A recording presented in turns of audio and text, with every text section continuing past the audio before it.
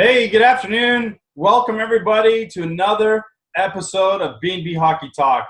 I'm your co-host, Aaron Bloxel, with my associate here, Mr. Matthew Balzer. Welcome everybody. Make sure to like us on Facebook, share us, comment, or subscribe to us on YouTube at B&B Hockey Talk. Today, we continue our 31 teams in 31 days with the Toronto Maple Leafs, the center of the universe. The team that all of Canada loves. The team that Bob Cole can't ever remember anyone's names. Let's get into it right away. Matt, let's talk about Toronto. Let's talk about why don't you start us off with their forwards? This team is loaded. Mm-hmm. The team that we can't get enough of, the 15-minute segments on Sports Center and all that. So is it just what everybody else wants to hear right now? But yeah, the Leafs. Well, the biggest splash this off season, but we'll get to that in just a second. The top line, I have Zach Hyman, Austin Matthews, and William Nylander. Matthews dealt with some injuries, but when he was healthy, he was one of the best players in the NHL. He had 34 goals, 63 points in only 62 games. If he had stayed healthy, he probably would have gone to the 45 to 50 goal range. William Nylander had his ups and downs during the season. I think sort of in the middle of the season, he actually got demoted all the way to the fourth line. But him and Matthews have really good chemistry, and he ended up with 61 points in 82 games. With Nylander, he's still an RFA and is still in need of a new contract. I'd look for around the $6 million range and possibly like a 6-year deal, sort of around like what David Pastrnak has in Boston. And Zach Hyman is the do-it-all guy. He's good on the penalty kill. Offensively, he took a bit of a jump. He only had 40 points in 82 games, but he seemed to have good chemistry with Matthews and Nylander going to the net and providing a net front presence. And the second line, the guy that we've all been waiting for, Patrick Marleau, John Tavares, and Mitch Marner. John Tavares, well, I'm still shocked that the Leafs ended up getting Tavares. It was one of those things that people is like, you see it every year. Is Stamkos going to sign with Toronto? He's going to sign in Toronto. Drew Doughty, before he got the new contract, is he going to go to Toronto? And finally, one of these guys ended up signing with the Maple Leafs. And Tavares is just a superstar player. He's a number one center along with Matthews. Is just an incredible 1-2 punch. Mitch Marner had a pretty slow start to the season. The first half of the season, he only had 5 goals and 29 points in 41 games. But in the second half, he ended up scoring 17 goals and 40 points. It was basically a point-a-game player in the second half of the season, and ended up finishing with 69 points in 82 games, and had another 9 points in 7 playoff games, and was arguably possibly their best forward last year in the second half of the season. The thing with Matthews and Marner, though, is that they will both be needing new contracts at the end of this season. So both of those guys will command big money. And we'll see how the Leafs handle their cap situation with those guys needing new contracts. The third line will be a relatively young line with Andreas Johnsson, Nazem Kadri, and Kasperi Kapanen. Kadri, he had another big point drought through the season, but he still ended up with 32 goals and 55 points.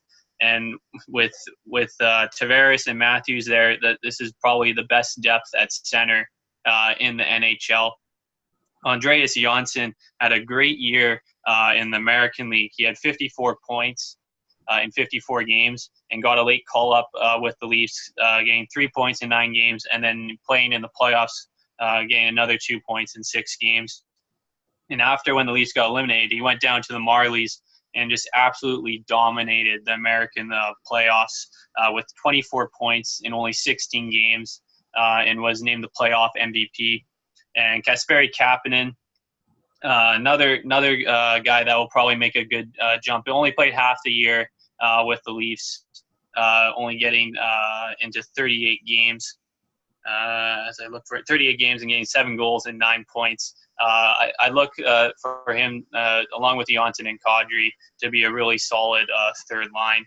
And the fourth line I have is Josh Leivo, Par Lindholm, and Connor Brown. Leivo looks like he might finally get into the lineup after being basically a healthy scratch for most of the past couple years. He only got into 16 games last year, but he still had 4 points. Par Lindholm, they signed out of the Swedish Elite League. He had 18 goals and 47 points in 49 games over in Sweden, and could possibly be the penciled-in fourth line center as of now. And Connor Brown is a guy that could get moved up and down the lineup. He had 14 goals and 28 points last year, and brings a bit of grit, but he can also put the puck in the net. And the 2 extra forwards I have is Tyler Ennis, who was bought out by the Minnesota Wild, and Toronto just signed on a cheap 1-year deal. And he could battle out Josh Leivo on that fourth line. And Frederick Gauthier, another first-round pick back in 2013, could potentially outmuscle Par Lindholm for that fourth line spot, center spot. Lots of depth up front, lots of ways to score goals. This is a scary forward unit. And you're right about Connor Brown. I can see him maybe playing with Nazem Kadri a little bit more on that third line if they want to go with a shutdown line. But, yeah, Andreas Johansson for sure and Kasperi Kapanen are going to get a lot of looks. Kapanen, of course, came over in the Phil Kessel trade years ago with Pittsburgh. So lots of depth, we even have a prospect that we both think will push for a playoff spot that we'll touch on here. But, man, having Matthews and Tavares as the 1-2 down the middle is, we talked about before we went on air about how this team doesn't have a line 1 and a line 2. They have a line 1 and a line 1A because of how much talent they have. I mean, look at the wingers even. Marleau, Hyman, Nylander, Marner. I mean, there's a lot of talent here, a lot of skill. And Toronto is going to be a scary team this year. And they're going to be definitely pushing Tampa for that division win. Let's touch on their defense. They do have a few bodies on defense, but I still think this is one of their weaknesses and would love to see them make a move to add some veteran presence on the back end here, somebody that can help with shutdown. But right now we've got Morgan Rielly, Ron Hainsey, Jake Gardiner, Nikita Zaitsev. And out of those guys, I mean, Morgan Rielly had 52 points last year, really developed into his own, came into his own, and is looking like the stud defenseman that everybody projected him to be.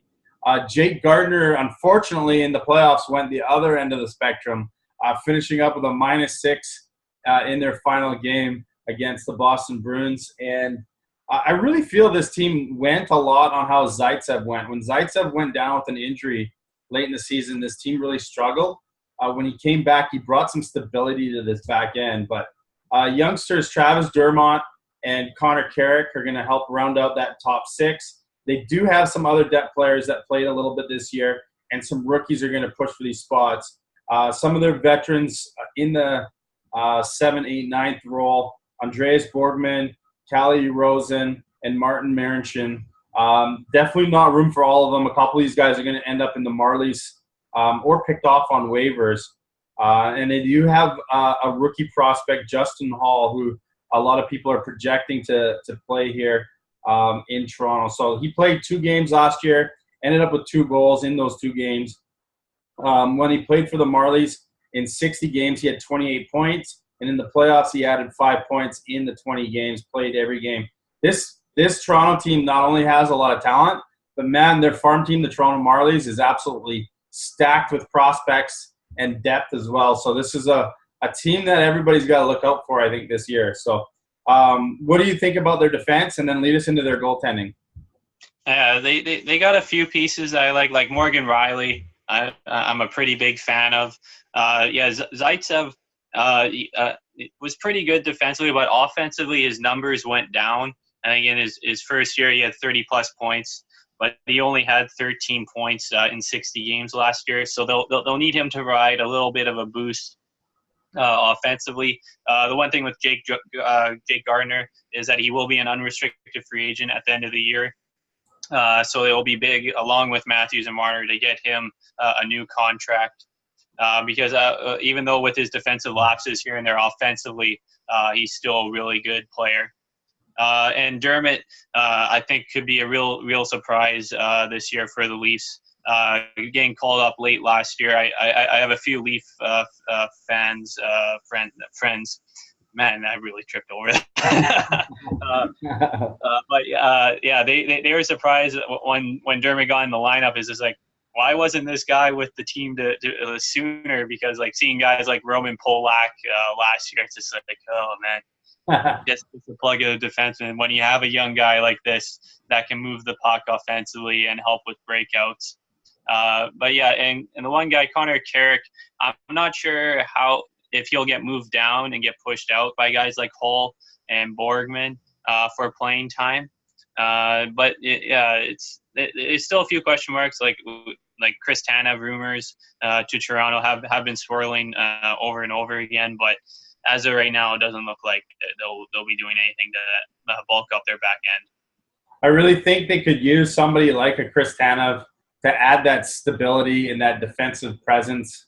It would definitely help them on any run that they have or potential playoff run towards the end of the season. But of course, injuries are a big thing with Chris Tanev, and we'll see what they do. I mean, there's lots of guys that they're interested in, I'm sure, around the league. We hear about the Chris Tanev one only because we're in the Vancouver market. I'm sure there's another handful of guys out there, and I'm sure they'd love to get their hands on Erik Karlsson just as much as Tampa Bay does. So bring us into their goaltending. I mean, they really had a great starter last year. And talk about their backup and their depth players. All right. So Freddie Anderson returns in net. He was a workhorse last year for the Leafs, playing in 66 games, getting 38 wins, 918 save percentage, and 5 shutouts. He was basically the Leafs MVP, I'd say, last year.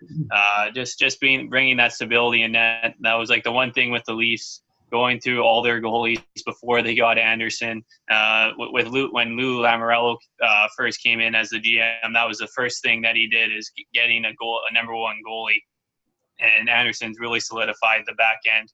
The backup position will be interesting to see how things work out. Right now, Curtis McElhinney will be returning, and he had a really, really solid year, only getting into 18 games, but he went 11-5-1 with a .934 save percentage and 3 shutouts. But they have 2 younger guys that will be pushing for that backup role. First is Garrett Sparks, who got into 43 games with the Marlies during the season, went 31-9-1.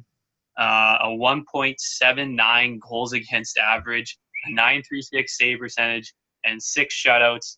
And he helped lead the Marlies to the Calder Cup championship, going 14-5 with a .915 save percentage and 2 shutouts.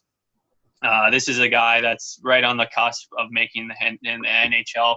And their other goalie, who they picked up from the Vegas Golden Knights after the expansion draft, Calvin Pickard, who had a bunch of experience with the Colorado Avalanche, but spent all but 1 game in the American League.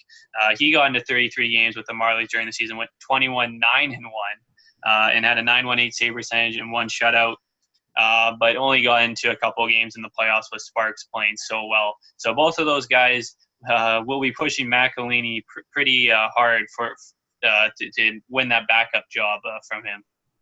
Yeah, their goaltending, I think Freddie Anderson really brought some, he brought some consistency to this Toronto team and has really helped their back end, because goaltending in the past has always been up and down with some of their guys. And now if they can shore up that defense and make it easier for him, I think this Toronto team has, we keep hearing they might be one of the Stanley Cup favorites this year. They are really deep with prospects. They, of course, the Toronto Marlies had that great playoff run in the American Hockey League. I'm going to touch on a handful, and then we'll pass it over to you. But some of their mid prospects guys you may not have heard of, unless, of course, you're a huge Maple Leaf fan or a Marlies fan. I'm going to talk about free agent signing out of the NCAA. Trevor Moore, who played for the Marlies last year, ended up having 33 points in 68 games, had 17 points in 20 games in the playoffs. He's a guy that they really like offensively. He's a little undersized, but has a lot of potential. These guys, just let me tell you, they're going to be stacked with potential prospects. People are going to be pushing for jobs all over this roster. So another guy, Jeremy Bracco, he was a second round pick in 2015. Had 32 points in 50 games last year with the Marlies. Only got in 4 playoff games, and that might have just been because they were on such a roll. Had 1 point in those 4 games. But he's looking for a bounce-back season. Could potentially he'll definitely play for the Marlies, I think, to start the season. But one guy that I really want you guys to watch for is a centerman who was drafted in the 4th round in 2016, Adam Brooks. This guy is dynamite in a bottle, and his I guess the knock on him is he's undersized. In his first professional season last year, had 19 points in 57 games with the Marlies, 6 points in 20 games. Still fairly young, but the year before that, he had 130 points with the Regina Pats as 18-year-old. And the season before that, he had 120 points with the Regina Pats. So this guy can find the back of the net. And now that he's got his feet wet in professional hockey, played with the Marlies last year, another year under his belt with the Marlies, this guy could turn into an absolute offensive stud. So keep an eye out for him. Matt, you're going to bring us through another goalie prospect and, of course, the big names that people know from this Toronto Maple Leaf team. All right. So, yeah, their top goalie prospect is Joseph Wall, who played 30 games in the NCAA for Boston University. Went 17-11-2, 915 save percentage, and 2 shutouts. He also played for the U.S. at this past year's World Juniors. Sort of had a bit of an up and down tournament, but he's their long-term look in goal. Now to get to their big 2 prospects. First is defenseman Timothy Liljegren, who I thought was a steal for the Leafs in that draft year, where he fell because he missed basically the whole year dealing with mono. But he played the entire year in the American Hockey League and at the World Juniors for Sweden. He had gone to 44 games, had 17 points in the American League, and had 4 points in 20 playoff games. This is a guy that should get some NHL time this year, I would think, especially on that right side, being like with only Zaitsev, I would say being like the only lock over there. Like Heinze and Carrick can both be passed over pretty easily, I think, by him. And their other big prospect, Carl Grundstrom, who was a second-round pick in 2016, had 17 goals and 24 points in 35 games in the Swedish Elite League, and then came over late to the Toronto Marlies. Only got in a couple games in the season, but in the playoffs, he really stood out on their top line, scoring 8 goals and 14 points in 20 games. This is a guy that I think could push for a spot on the Leafs this year with his offensive skill set. And another prospect I'll bring up is Dmytro Timashov, who was a 5th-round pick in 2015. He had 34 points in 67 games for the Marlies during the season, but in the playoffs, he really took off. He had 6 goals and 12 points in 20 games, and is another young forward that the Leafs have in their system. And, of course, 2018's first-round pick, defenseman Rasmus Sandin. They've already signed him to an entry-level deal. Played for the Sault Ste. Marie Greyhounds in the OHL last year. 51 games and 45 points. Probably still playing junior this year. He's for sure a couple years away from making a splash in professional hockey. Andreas Johansson, potential Calder candidate? Yeah, I would think so. Yeah, he put up some serious points for the Marlies when he played there last year. Looks like a guy that's ready to break through in the NHL this year. And Toronto last year, 105 points. I personally see them up at around the 110-point mark this year. I know Tavares is going to make a difference. They might even hit the 115 mark, but I'm really thinking it's going to be them and Tampa, 1-2, with Boston behind as the third in the standings. I don't see them passing Tampa just yet in the standings. So unfortunately, Leaf fans, you're probably going to be playing the Boston Bruins again in the first round of the playoffs. But hey, now's the time to break that curse. What do you think about that, Matt? Where do you see them? Yeah. I still have Tampa finishing first in the division, but the Leafs will be a pretty close second. Yeah. And with between them and Boston, that just with the way all the teams in the Atlantic stack up right now, it just looks like they'll just be seeing each other in the playoffs basically every year for the next few years at least. But yeah, if they can get out of that first round of the playoffs against Boston, I'll be interested to see how they stack up against a team like Tampa, because between those two teams, and with the war you have to go through in the Metropolitan with all those teams, whoever comes out between Tampa and Toronto could, as much as I hate to say it, could be a cup favorite this year. Well, that Metropolitan, we keep talking about how it's a war to get out of there. They've got at least 4 or 5 teams that are competing to get out of that division every single year. But, man, that East division is tough. I mean, all 8 playoff teams will be tough to go through, and that's just the way the playoffs are nowadays. And it does create rivalries. I do like the playoff format. I do love how the rivalries get reunited every single season. So, anyways, that's our episode for today. Hope you guys enjoyed it. Make sure to like it, share it, follow us on Facebook, subscribe to us on YouTube. This is B&B Hockey Talk, where we're with you Monday to Friday, every single day of the week. Matt, final words?